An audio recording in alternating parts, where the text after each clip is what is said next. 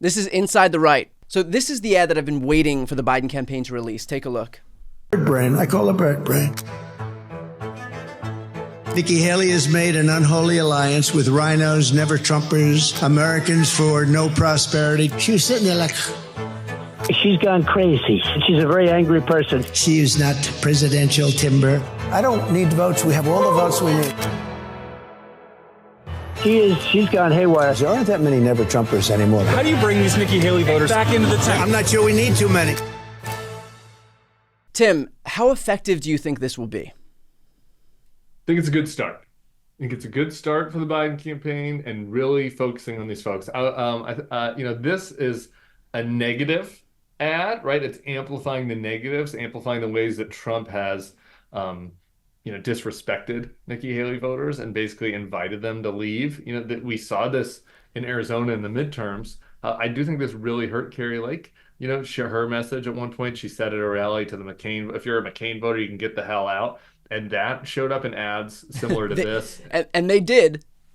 Yeah, they did. They did get the hell out. And that is the reason why Carrie Lake lost. So I think that it's a good start and making sure Haley voters see that and recognize how much Trump has belittled them is a good way to go. I also think that there are a few substantive issues, particularly Ukraine. Generally, foreign policy is not like a huge winner in presidential primaries, or presidential general elections.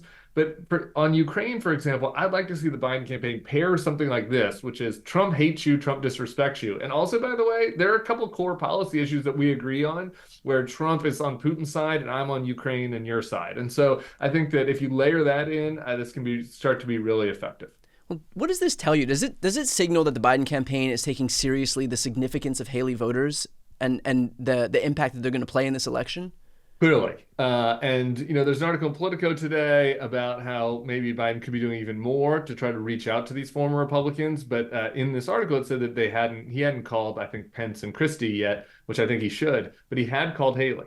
And I think that was noteworthy. And there was a separate article in the Dispatch about how Biden's finance team had reached out to the pro-Haley grassroots and finance organizations. So you can tell that they are taking this seriously. I'd like to take it more seriously. It doesn't mean, and here's the thing, it doesn't mean pandering onto like conservative issues, really, right? It means talking about the issues where you agree.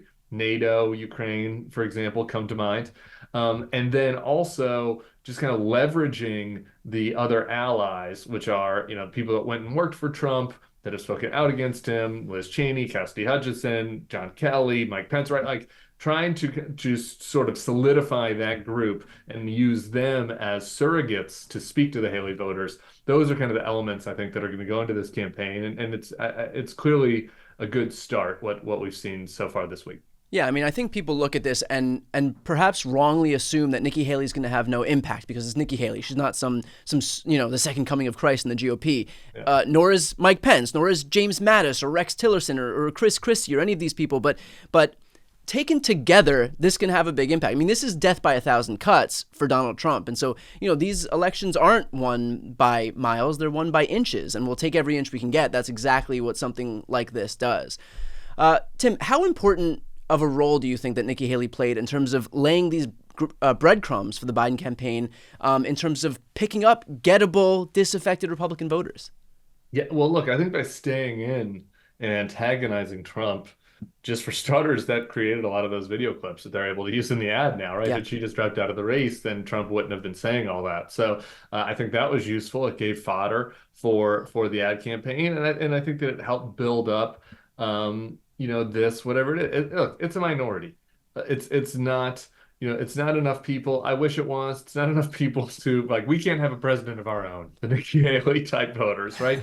Yeah. But, if you look at her numbers, 12, 15, 18, 20, 25, depending on the state, percent, up to 30% in certain states of Republicans that voted for, that's a very ripe audience, right? And so the question is, how can the Biden campaign best get them without sort of course, alienating the core members of the coalition? One other thing that happened this week, I think is worth mentioning, Liz Cheney had an event in Drake where she was very clear on this. She had a very clear message that said essentially, I have policy disagreements with Joe Biden, but the country can survive policy disagreements. I'm not trying to lobby him on those policy disagreements. Like the country cannot survive a overthrow of our democracy and an undermining of our rule of law, and that's why we cannot have another Trump term.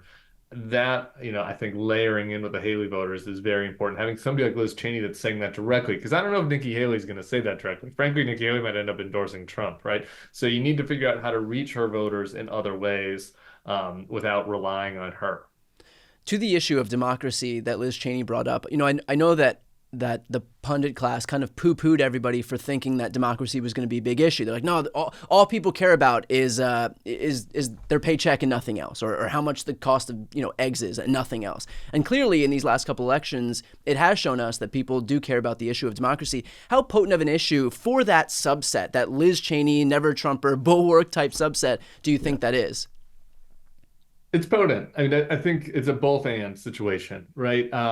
You cannot, a lot of times in punditry, people want to say like, well, we just have to focus on kitchen table issues, or we should just focus on democracy. And it's like, yeah, Joe Biden's got an unwieldy coalition. If you've got a coalition of everybody from like low-income voters of color and young voters, and all the way over to Bill Kristol, neocons. It's hard to appeal to all. So you got to find ways to appeal to all of them. The democracy issue is going to be very important for Nikki Haley voters, and I think the democracy issue kind of relates to this broader frame of supporting supporting America as we have come to know it, right? That America is a place that we have a rule of law where everybody's vote counts. We respect everybody of every race and religion, where we stick with our allies overseas. But I think that is kind of this broad flame where Joe Biden sort of represents that part of the American spirit and protecting it, versus Donald Trump that wants to tear it down. And I think when you talk about it that way, it becomes a little less esoteric and a little less, like an insidery thing. And people get that. Yeah. I mean, and the freedom issue more broadly, talk about making it more specific. I mean, just look at issues like Dobbs or abortion or interstate travel or IVF. I mean, how much more local can you get than that, than literally inserting the government between a woman and her doctor, or between, a mom and the rest of her family, a husband and a wife. So I think that freedom issue kind of filters all the way down to as local as it could possibly get. By the way, for those watching right now, if you want to support this coalition that we're building right now, please make sure to subscribe to The Bulwark. That's where that's YouTube. That's Tim's YouTube channel that he's on throughout the week. So again, to build up this coalition from the right all the way to the left, please make sure to subscribe so we can elevate everybody's voice in this ecosystem. Tim, we see ads like the one that we played at the top with Nikki Haley, and it does signal the Biden campaign's intent to reach these swingy Republican voters. But what else is the Biden campaign likely doing behind the scenes to reach those people? I mean, I don't think they can just rely on like the errant ad every once in a while that directly calls out Haley voters.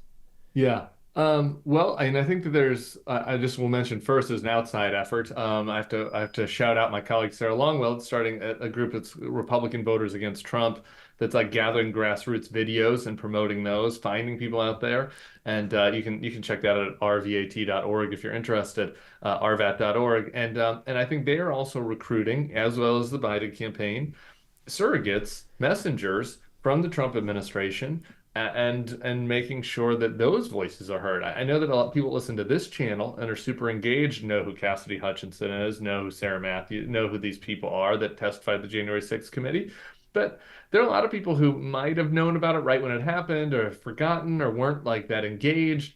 And recruiting those people as surrogates, I expect you'll see some of them, many of them at the Democratic Convention, for example, this summer, and promoting those stories and making sure that people, that voters who might be on the fence realize that the people close to Trump, the people who saw it up close and personal, recognize the threat, recognize the stakes, and are encouraging them to not put him back in the White House again. Perfectly put. We'll leave it there. Again, for those watching right now, if you want to support the work that Tim and his team do, please subscribe to The Bulwark. Again, I'll put the link right here on the screen and also in the post description of this video. I'm Brian Tyler Cohen. I'm Tim Miller. This is Inside the Right.